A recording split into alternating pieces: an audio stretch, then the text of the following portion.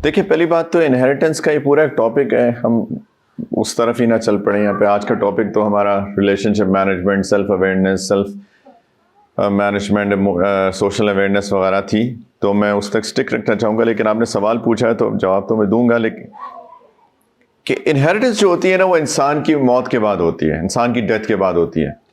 ज़िंदगी में जो दिया जाता है उसको इनहेरिटेंस नहीं कहते हैं, उसको गिफ्ट कहते हैं।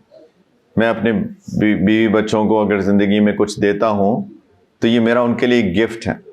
मेरे 3 बच्चे हैं, मेरे पास 3 घर हैं, फॉर एग्जांपल मैं तीनों को एक एक घर दे देता हूँ, वो गिफ्ट है। कोई ये नहीं कह सकता मेरे मरने के बाद कि ओ, लड़के के तो 2 हिस्से होते हैं, लड़की का एक हिस्सा होता है, तो आपने एक एक घर तीनों को कैसे दे दिया। और वो भाई पहुंच जाए बहन के पास, मेरी यानी मेरे बेटे मेरी बेटी के पास पहुंच जाए और कहें कि जी आपने कि आपका तो आधा हिस्सा है तो मुझे अपने घर का हमें आधा दो। ये नहीं कर सकते।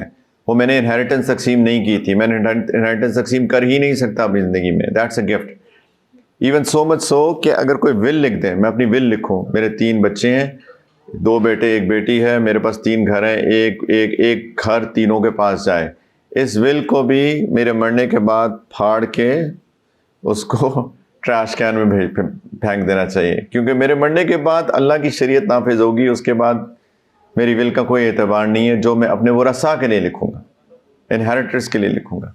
तो एनीवे, बात यह है कि ज़िंदगी में जो दिया जाता है वो इनहेरिटेंस नहीं होती है, वो गिफ्ट होता है। मरने के बाद जो इसकी प्रॉपर्टी होगी इस बंदे की, वो उसको अकॉर्डिंग टू शरीयत जो भी डिस्ट्रीब्यूशन है वो की जाएगी। ठीक है।